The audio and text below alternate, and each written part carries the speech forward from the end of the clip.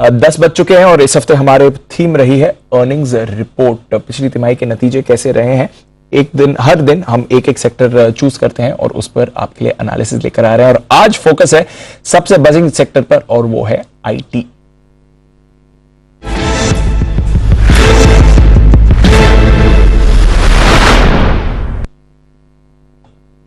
कुशल है हमारे साथ तैयार। कुशल, मॉर्निंग। आज तो आईटी सारे के सारे स्टॉक्स दमदार तेजी में आ रहे हैं, बट जो पिछली तिमाही के नतीजे थे वो कैसे रहे, क्या थी परफॉर्मेंस मैट्रिक्स, बाजार को क्या पसंद और नापसंद आया यहाँ पर?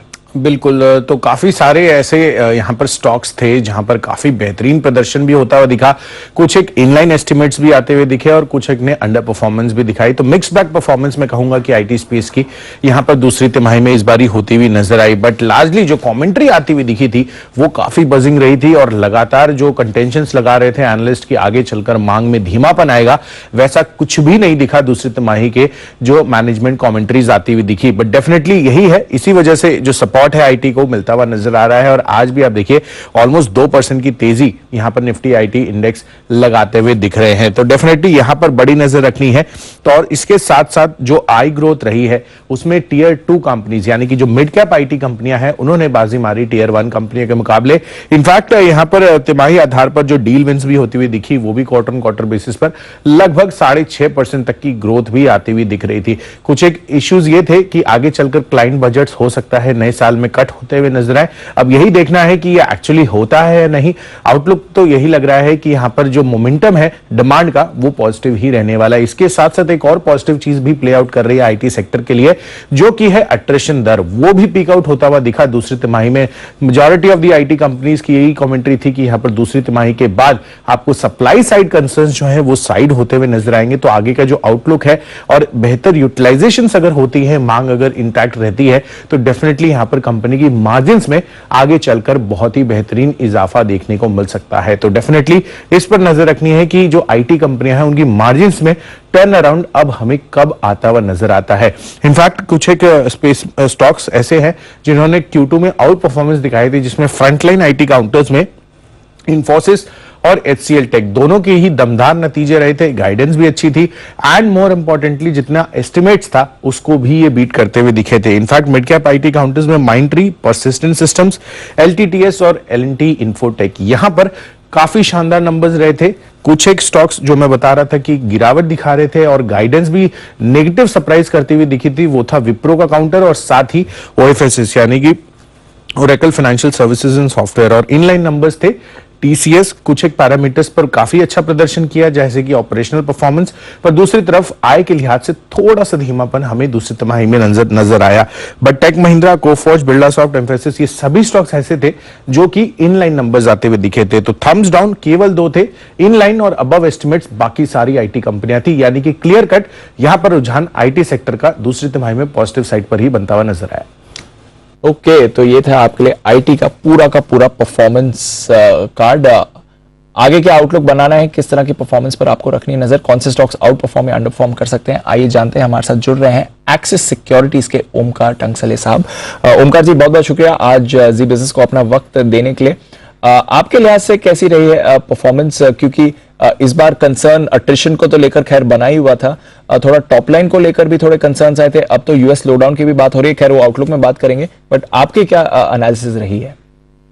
जी, मेरा एनालिसिस ये है कि जो भी डिमांड साइड है, जो जैसे कि सर ने भी बताया, जो डिमांड साइड है वो फिलहाल बहुत रेजिलिएंट दिखाई दिया इन Q2 and also in Q1 of FY23 because there was an uncertainty going around from the North America region and also from the European side। हालांकि कंपनी ने बेहतरीन परफॉर्मेंस किए हैं नॉर्थ अमेरिका रीजन और European region में, जो कि एक ब्रॉड-बेस्ड ग्रोथ परफॉर्म किया था Q2 के अंदर। सो और सरप्राइजिंगली यूरोपियन फॉर इन्फोसिस रहे या फिर HCL टेक रहे, यूरोपियन रीजन से ज्यादा आउट परफॉर्मेंस किया था। सो एक काफी रेजिलियंस दिखाई दे रहा था, डील विंस बहुत अच्छे आए थे, तो एक रेजिलियंस दिखाई दे रहा था डिमांड सिनेरियो की साइड पे। तो डिमांड तो रेजिलिएंट रही है, पर क्या ये डिमांड आगे भी रेजिलिएंट रहेगी? क्योंकि अब बात चल रही है यूएस यूरोप दोनों की स्लोडाउन की बात चल रही है, BFI सेक्टर से भी थोड़ा आपको कंसर्न आ सकते हैं। आउटलुक क्या बनता है आने वाले 6 से 12 महीनों के लिए? Definitely, I mean, जब भी businesses have become system driven, आप देखे जाए तो सबसे जो भी बड़े बड़े बिजनेस है, बैंक्स है, मैन्युफैक्चरिंग है, टेक्नोलॉजी है, हाईटेक है, रिटेल है, that all businesses has become system driven. So dependency of these businesses has become high for this IT services.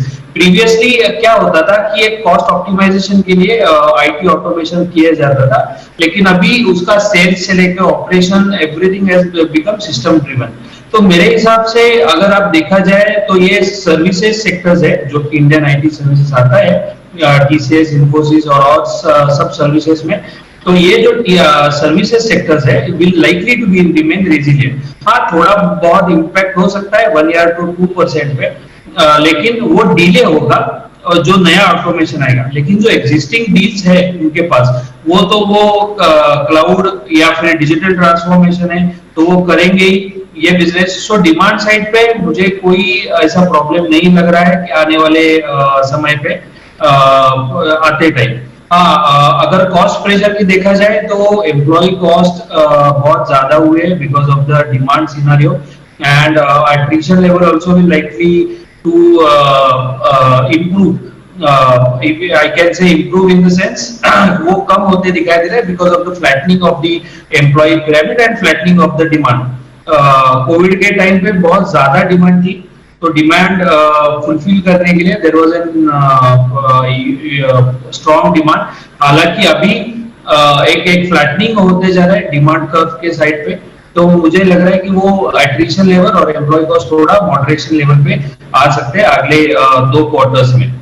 And these services will get a margin, better margins in the in next 1 to 2 quarters. चलिए, तो margin improvement की बात आप definitely expect कर सकते हैं IT companies की तरफ से। गाइडेंस रिवीजन आ सकती है थोड़ा लोअर साइड पर, स्पेशली अगर आगे यूएस यूरोप के कंसर्न्स रहे, या फिर गाइडेंस मेंटेन कर पाएंगी कंपनीज?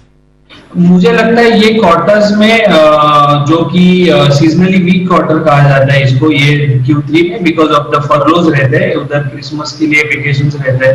सो ये क्वार्टर एक सीजनली वीक क्वार्टर रहता है आईटी सेक्टर के लिए, तो ये क्वार्टर में कुछ रिवीजन होना पॉसिबल नहीं है। लेकिन आफ्टर Q4 एंड Q5 और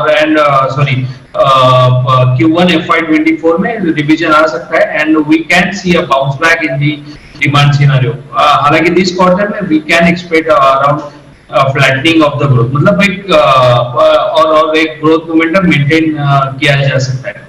ओके, तो ग्रोथ मोमेंटम मेंटेन किया जा सकता है और उतनी ज्यादा डिमांड सिनेरियो भी ठीक रहना चाहिए, उतनी परेशानी नहीं आनी चाहिए। आपके पसंदीदा स्टॉक्स कौन से इस समय, कहां पर आप बेटर परफॉर्मेंस देखते हैं आगे? जी, मुझे लार्ज कैप में इन्फोसिस बहुत अच्छा लग रहा है, क्योंकि टीसीएस ने वो 3 years in a row beat किया है। They have capabilities in digital through Cobalt, they have enhanced its presence, उन्होंने प्रेजेंस एक्सपांड किया है, कंपैरेटिवली चीपर है और आगे जाके एक्सपांड हो सकते हैं, एंड ये साल में टीसीएस को बीट सकते हैं और वैल्यूएशन कंफर्ट मिल जाता है टीसीएस के अगेंस्ट। सो मेरे हिसाब से लार्ज कैप में Infosys is my best pick. If you can compare in a mid cap, Persistent is my top pick from the mid cap segment because of the kind of synergies that they have included. उन्होंने 2 acquisitions किया था, Takin acquisitions capability based, जिसको media agility और globe data globe के नाम से, जो enhance करते हैं उनके capability with the Google cloud and also in AWS. So they have started providing the services. So they have also expanded and surpasses the growth to all its peers. और आगे जाके भी ये बहुत अच्छा काम करेगा क्योंकि होराइजन बहुत बड़े हैं, कैपेबिलिटीज एनहांस किया है, स्ट्रॉन्ग हायरिंग गाइडेंस दिया है कंपनी ने। So that is my best pick in the mid cap segment. Okay, तो ये है आपके लिए कुछ बेहतरीन पिक्स आईटी स्पेस से, कुछ लार्ज कैप काउंटर्स भी जो आपको अच्छे मूव दिखा सकते हैं, और साथ ही आपको तो पसंद आ रहा है IT space as a whole. Performance ठीक रहेगी, उतनी परेशानी की बात नहीं है, मार्जिन्स इनफैक्ट इंप्रूव होने चाहिए। बहुत बहुत शुक्रिया आज हमारे साथ शो पर जुड़ने के लिए ओंकार जी, और आईटी पर अपनी राय देने के लिए। आज का आउट परफॉर्मिंग सेक्टर भी है आईटी, सारे के सारे आईटी स्टॉक्स आपको जबरदस्त तेजी में दिख रहे हैं। इनफैक्ट वायदा कारोबार के top 3 gainers Persistent, L&T tech, Birlasoft आपको दिखेंगे, और निफ्टी के भी top gainers TCS, tech Mahindra, HCL tech, Infy, Wipro आपको दिखेंगे। तो leadership clear and centre IT की तरफ से आ रही है। अब वक्त है एसपीएल मिड कैप